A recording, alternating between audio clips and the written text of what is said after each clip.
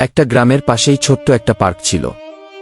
বিকেলের সময়টা সেখানে কাটাতে ভালোবাসত এরিয়ান। একদিন ঠিক এমনই এক বিকেলে হাঁটতে হাঁটতে হঠাৎ তার চোখে পড়ে এক মেয়ে, নাম হনা। প্রথম দেখাতেই অদ্ভুত একটা ভালো লাগা কাজ করেছিল আরিয়ানের মনে। কয়েকদিন ধরে একই সময়ে দুজনের দেখা হতে হতে একসময় কথা শুরু হলো। হাসি, গল্প, ছোট ছোট মুহূর্ত সব মিলিয়ে তাদের সম্পর্ক ধীরে ধীরে গভীর হয়ে উঠল। একসময় তারা একে অপরের নাম্বার নিল, আর প্রতিদিনের কথোপকথনে জন্ম নিল ভালোবাসা। কিন্তু ভালোবাসার মাঝেও বাস্তবতা চুপচাপ দাঁড়িয়েছিল। একদিন অহনা জানতে পারল আরিয়ান খুবই গরিব পরিবারের ছেলে। সেই দিন থেকেই অহনার আচরণ বদলে যেতে লাগল। আগের মতো ফোন, মেসেজ, খোঁজ নেওয়া সবই ধীরে ধীরে কমে গেল।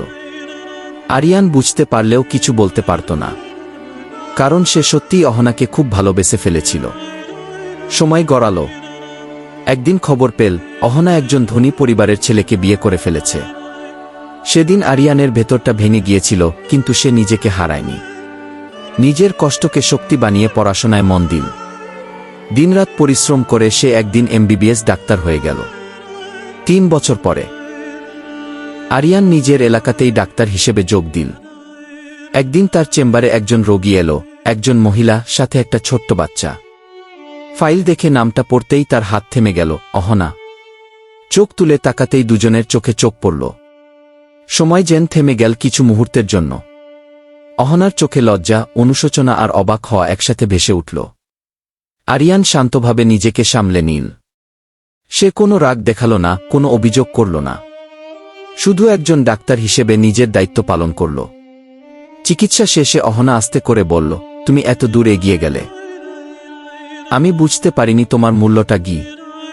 আরিয়ান হালকা হেসে বলল, সবাই বুঝতে পারে না, সময় একদিন বুঝিয়ে দেয় কি। অহনার চোখ ভিজে উঠল।